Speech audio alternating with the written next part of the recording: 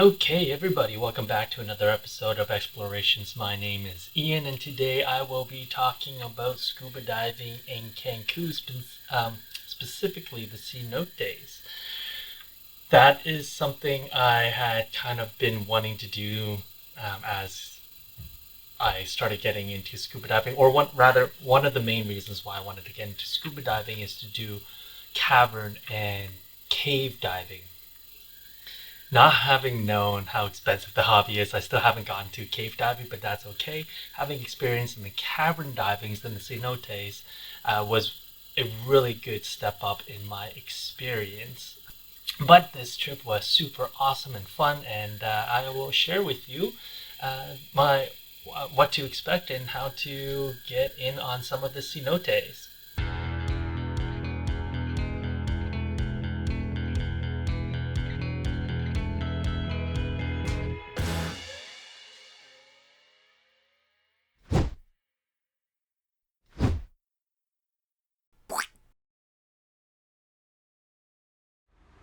Testing it out. We are in Cancun, getting some gear ready for scuba diving.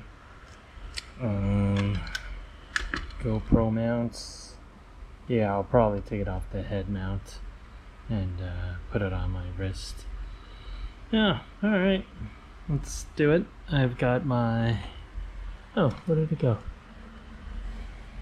Yeah. Here's the course I'll be doing. Enriched Air Diver. Alright. Let's go. Alright, so let's get into it. The last time I dove was 6 years before this last dive. That's really not recommended to have such a long time frame in between dives. And if that happens to you, which it did to me, I would strongly recommend having a PADI refresher course. The one thing I learned from my time diving in Cancun, which is really like a few dives, but a lot of things have changed since my last dive in Thailand, where I took a wreck diving course. Everything was still very much analog. You have your dive book and everything, but I think because due to COVID, a lot of things have moved online, and you can have an online dive log, which I will start doing. And this is one of the things I learned while diving in Cancun, but that's more of a PADI thing. In Cancun, I also did a Nitrox course, and so because the dive shop knew I was doing this course, they were very accommodating and allowed me to kind of get reintroduced to diving because I was taking this course. The course itself is a lot more about math and numbers as opposed to the actual dive. So for those who are unfamiliar, a Nitrox course provides you the opportunity to dive longer, but not necessarily deeper, which is a misconception that I had, and that was clarified. The reason why the Nitrox course allows you to dive only longer, but not deeper, is the fact that it has to do with the atmospheric pressure. So you have your scuba dive tank, you have your nitrogen and oxygen as your air mixture, and the further depth you go, the atmospheric pressure increases and pushes the gases inside your tank to be more concentrated. So when you inhale, you get more oxygen in your body, and it gets to a point where you have an oxygen toxicity, and that could be very dangerous. And so there's a reason why Nitrox doesn't allow you to go deeper, but just longer, so you don't hit a decompression point. The decompression meaning your nitrogen slowly releasing out from your pores. Some of you may have heard that nitrogen can create very painful experiences in your joints, in your body, as it releases. And also one of the main reasons why we shouldn't fly after diving, because the thinner in altitude you go, the more nitrogen comes out of your body. Anyways, this is all very technical stuff. If you're more curious about diving, let's say 20 meters for 40 minutes without hitting decompression time, don't do that without doing the math, but take the Nitrox course. It will give you a lot more understanding of what these gases do and the implications of it.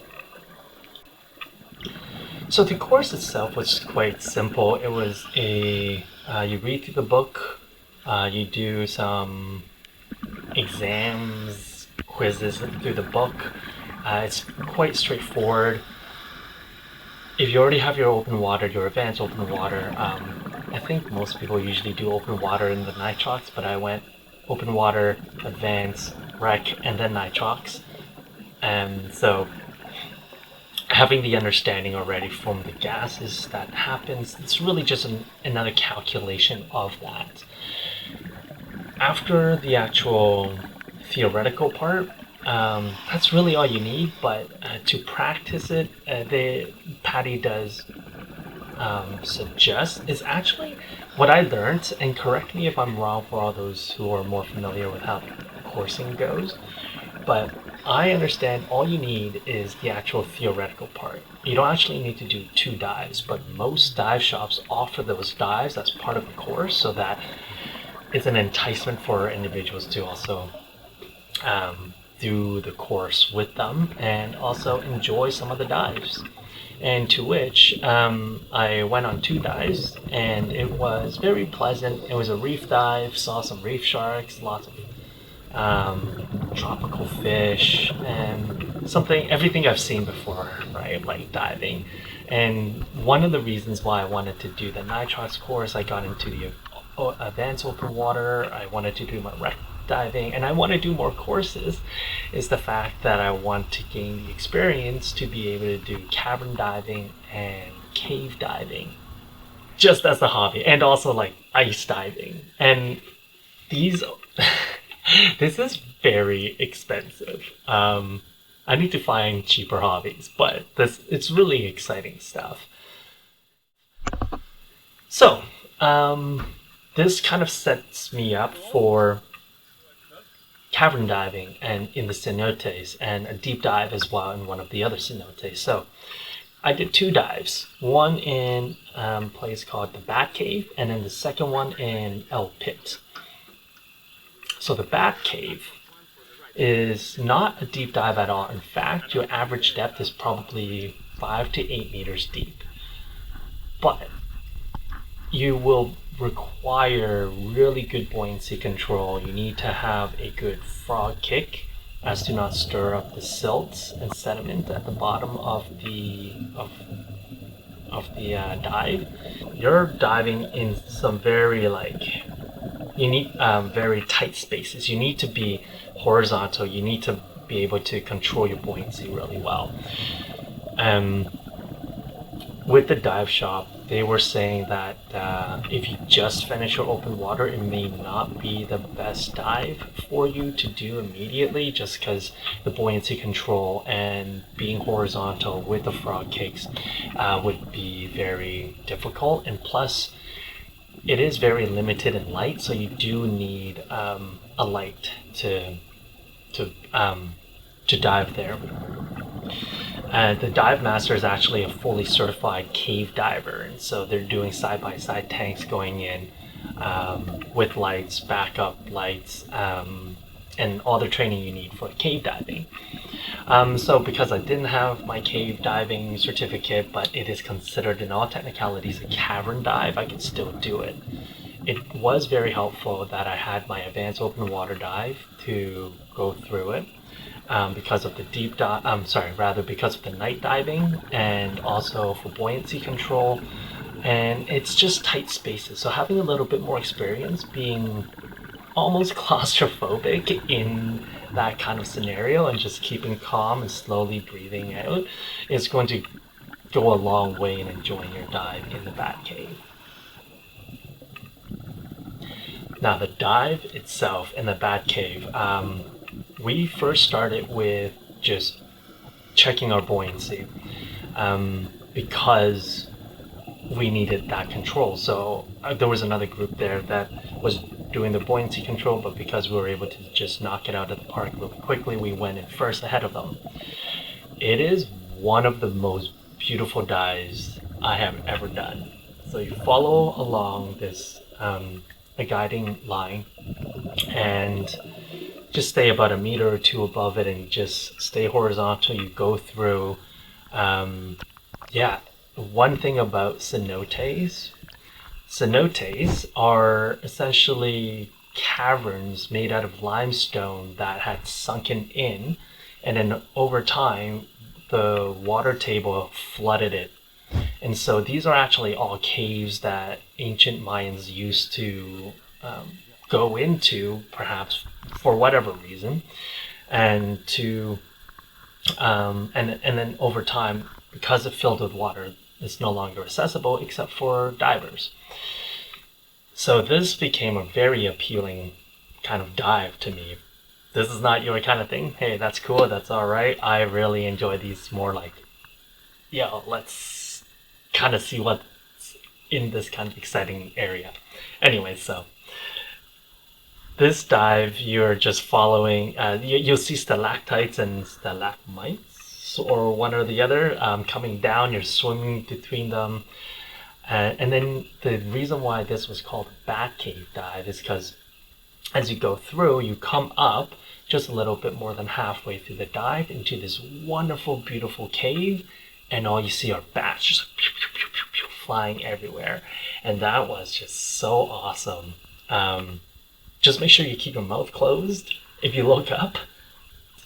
Anyways, and then at the end you slowly come out of the cavern. And it's just so amazing to see. You see actually on the bottom of the floor as well, like bat carcasses. Maybe not appealing to some, but it's just so wild. I've never had this kind of experience before. Okay, so the second dive that I did, I went to a cenote called El Pit. Probably some of you have guessed, it's called the Pit. The reason for this is because it's quite deep. So you have your first 40 meters, and recreational diving only takes you to 40 meters before you need to get into technical diving. And then at the 40-meter mark, you actually enter a cave system, and that's where you need different gases, you need different equipment, and all of these much more complicated and expensive equipment that I don't have and don't rent. So I didn't, and I don't have the expertise for it anyway. But having done the cavern diving, it was amazing, and then this deep dive was just, it was just beautiful. As you come in, you just head down, and just down, all the way to 40 meters. And at this point, you will see like a layer of fog.